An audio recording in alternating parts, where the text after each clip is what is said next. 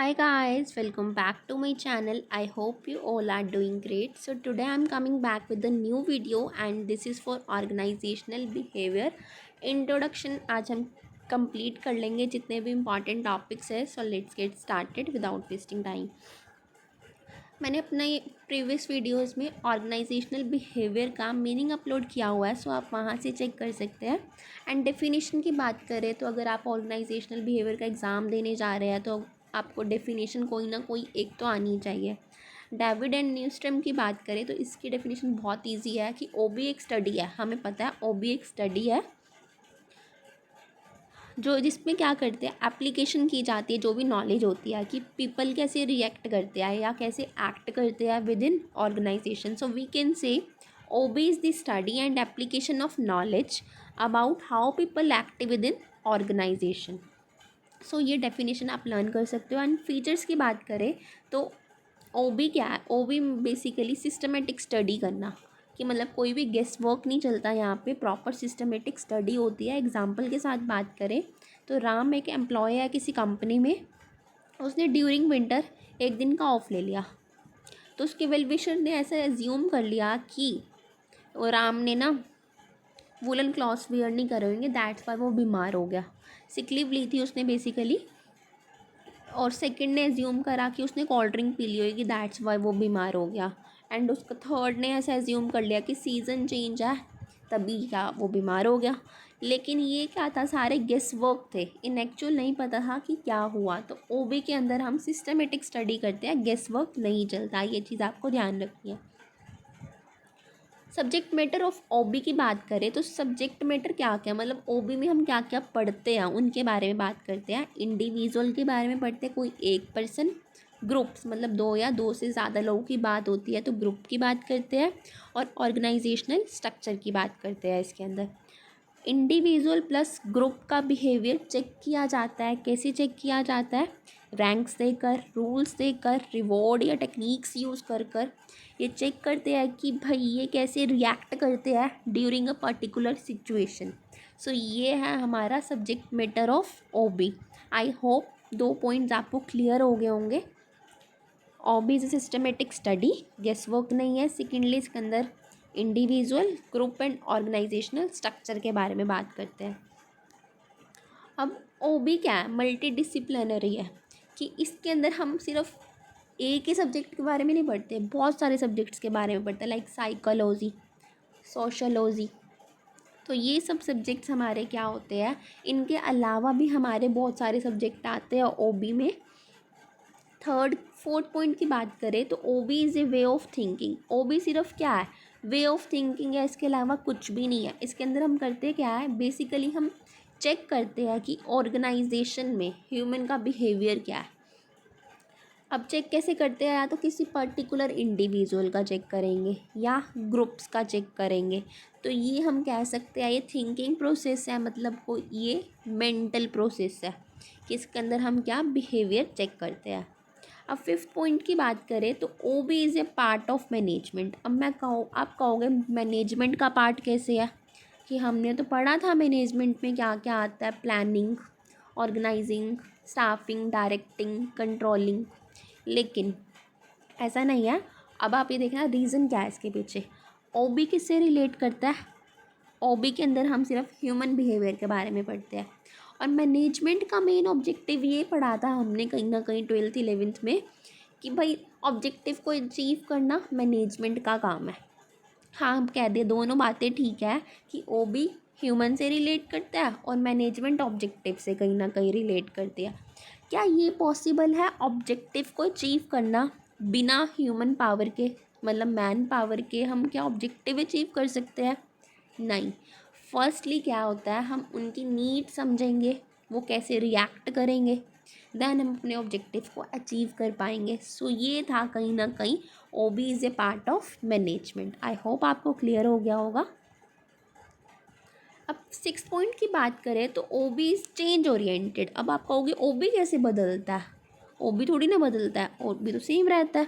एक बार पढ़ लिया जिसी का नेचर वो तो सेम एज इट इज़ चलेगा. नहीं, ह्यूमन बिहेवियर ऐसा बिहेवियर है जो कॉन्स्टेंटली चेंज होता रहता है. तो उसी चेंज को बार बार चेक करने के लिए हमें न्यू टेक्निक्स चाहिए होती है, सो दैट हम अपने ऑब्जेक्टिव को अचीव कर पाए। लाइक कोई भी पर्सन है, किसी भी कंपनी में वर्क कर रहा है, तो हो सकता है स्टार्टिंग में जब वो फ्रेशर हो तो उसकी नीड कुछ और हो, लेकिन बाद में जब उसको एक्सपीरियंस हो गया, होप उसकी नीड कुछ और हो कि वो सैलरी में इंक्रीमेंट चाहता है या अपनी पोजीशन में इंक्रीमेंट चाहता है, कुछ भी रीज़न हो सकता है। ये था सिर्फ एग्जांपल। तो हाँ, क्लियर हो जाना चाहिए आपको कि ओबीज चेंज ओरिएंटेड क्यों है। OB is related to explanation, prediction and controlling. ये आपको ध्यान से समझना है कि एक्सप्लेनेशन क्यों है, प्रिडिक्शन क्यों है एंड कंट्रोलिंग क्यों है। एक्सप्लेनेशन इसीलिए with the help of OB हम इंफॉर्मेशन ऑब्टेन कर सकते हैं किसी भी पर्टिकुलर पर्सन के बारे में। सपोज करो राम और श्याम किसी कंपनी में वर्किंग है, दोनों ने कंपनी छोड़ दी।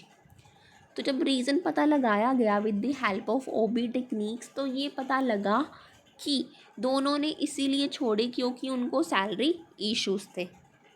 तो ये किसकी हेल्प से हुआ? ऑर्गेनाइजेशनल बिहेवियर की हेल्प से, कि हम एक्सप्लेन कर सकते हैं चीज़ों को। प्रिडिक्शन की बात करें तो ओबी हमें क्या देती है? इंफॉर्मेशन भी देती है पर्सन के बारे में, मतलब उसके बिहेवियर के बारे में। अगर किसी भी पर्टिकुलर सिचुएशन में उसने कोई रिएक्ट किया है तो हम क्या with the help of OB उसके बारे में प्रिडिक्ट कर सकते हैं। कंट्रोलिंग की बात करें, जब हमारे रिजल्ट्स नहीं आते तो हमें क्या करना पड़ता है? कंट्रोल करना पड़ता है। तो it is a part of controlling also. Process की बात करते हैं। प्रोसेस के 6 पॉइंट्स हैं एंड आपको पता होगा प्रोसेस एज इट इज़ लिखनी होती है, नो शफल। बिहेवियर को एनालाइज करना है फर्स्टली। सेकंड क्या करेंगे आप? अंडरस्टैंड कर लेंगे उसके बिहेवियर को, देन उसके बारे में प्रिडिक्शन करेंगे, फिर उसी प्रिडिक्शन को कंट्रोल करेंगे, बाद में ऑर्गेनाइजेशनल की इफ़ेक्टिवनेस को चेक करेंगे और फीडबैक करेंगे। 6 पॉइंट्स है, आपको ये चेक करना है और एज इट इज़ लर्न कर लेना। एक बार फिर से रिपीट कर लेते हैं। ऑर्गेनाइजेशनल बिहेवियर को एनालाइज करेंगे, अंडरस्टैंड करेंगे, फिर प्रिडिक्शन करेंगे उसके बारे में, फिर उसको कंट्रोल कर लेंगे, ऑर्गेनाइजेशनल की इफ़ेक्टिवनेस को चेक करेंगे, देन लास्ट पॉइंट फीडबैक। सो अब स्टार्ट करते हैं फर्स्ट पॉइंट। अब कहोगे बिहेवियर को कैसे एनालाइज कर सकते हैं? हमने पढ़ा था 3 तरह के levels, individual level, group level या ऑर्गेनाइजेशनल लेवल। फर्स्टली हम किसी इंडिविजुअल का ही चेक करेंगे, तो उसका बिहेवियर कैसे चेक कर सकते हैं? उसका एटीट्यूड देखेंगे कि भाई वो कैसा एटीट्यूड है, पॉजिटिव है, नेगेटिव है। लर्निंग चेक करेंगे कि भाई कितने जल्दी वो लर्न कर लेता है चीज़ों को। कॉन्फिडेंस कितना है, मोटिवेशन चेक कर लेंगे। ग्रुप लेवल पे चेक करें तो हम देखते हैं कॉन्फ्लिक्ट्स कितने हो रहे हैं, पावर कितनी है, लीडरशिप स्टाइल क्या है, या कम्युनिकेशन कैसे हो रहा है। ऑर्गेनाइजेशनल लेवल पे बात करें तो ऑर्गेनाइजेशनल का कल्चर देखा जाएगा कि ऑर्गेनाइजेशन क्या कल्चर अडॉप्ट कर रहा है, क्या चेंजेस आ रहे हैं ऑर्गेनाइजेशन में, या क्या वैल्यूज़ हैं ऑर्गेनाइजेशन की। सो ये था हमारा बिहेवियर एनालिसिस। अब हमने बिहेवियर तो एनालाइज कर लिया कि भाई कोई पर्सन कितना एटीट्यूड वाला है, पॉजिटिव एटीट्यूड है, नेगेटिव एटीट्यूड है, लर्निंग कैसे कर रहा है, कॉन्फिडेंट कितना है। तो अब ये देखेंगे आफ्टर एनालाइज्ड बिहेवियर, अटैम्प्ट किया जाता है उनके बिहेवियर को समझने का, कि अगर सपोज करो राम क्या है, फाइनेंशियली वीक है, तो उसके लिए हमें पता चल गया वो तो वीक है, एनालाइज तो कर लिया। अब समझने के लिए क्या करेंगे? तो उसकी नीड को फुलफ़िल कैसे करेंगे? कि मॉनिटरी मोटिवेटर्स का यूज़ किया जाएगा। सो ये था हमारा सेकंड पॉइंट। थर्ड पॉइंट क्या है? प्रिडिक्शन की जाएगी बिहेवियर के लिए। समझ भी लिया आप तो बिहेवियर को। कोज एंड इफ़ेक्ट आपने सुना होगा, एस्टेब्लिश करेंगे यहाँ पे, लाइक कोई भी चीज़ इम्प्लीमेंट करके रिएक्शन देखना। फोर्थ पॉइंट क्या है? कंट्रोल ऑन बिहेवियर, एफर्ट्स किए जाते हैं कि बिहेवियर को कंट्रोल किया जाए। कि थर्ड पॉइंट में ये ऑलरेडी क्लियर हो जाता है कि एम्प्लॉय को कैसे और कब कैसे बिहेव करना है। थर्ड पॉइंट मतलब प्रिडिक्शन ऑफ बिहेवियर में ये चीज़ ऑलरेडी क्लियर हो जाती है। ऑर्गेनाइजेशनल इफ़ेक्टिवनेस की बात करें, ये स्टेज क्या होती है? अचीवमेंट ऑफ ऑब्जेक्टिव की स्टेज होती है। मेन एम क्या होता है ओबी का? कि चेक करना ऑर्गेनाइजेशनल की इफ़ेक्टिवनेस। अब कहोगे इफ़ेक्टिवनेस कैसे चेक करेंगे? मीन्स कोई भी एक्शन लिया गया था उसको देखेंगे कि क्या वो एक्शन सक्सेसफुल रहा, सो ये हमारा ऑर्गेनाइजेशनल इफ़ेक्टिवनेस के अंडर आता है। एंड फीडबैक की बात करें तो फीडबैक सबसे लास्ट स्टेज है एंड लास्ट पॉइंट भी है। तो इसमें क्या होता है, डेविएशंस चेक करते हैं। डेविएशंस आपने सुना ही होगा कंट्रोलिंग में कि प्लान्ड और एक्चुअल को मैच करते हैं। अगर लगता है कोई भी फ़र्क आ रहा है, जनरल टर्म में बात करूँ कि कोई भी फ़र्क आ रहा है दोनों के बीच में, तो वो डेविएशंस होते हैं कि हमने सोचा था कुछ और लेकिन हुआ कुछ और।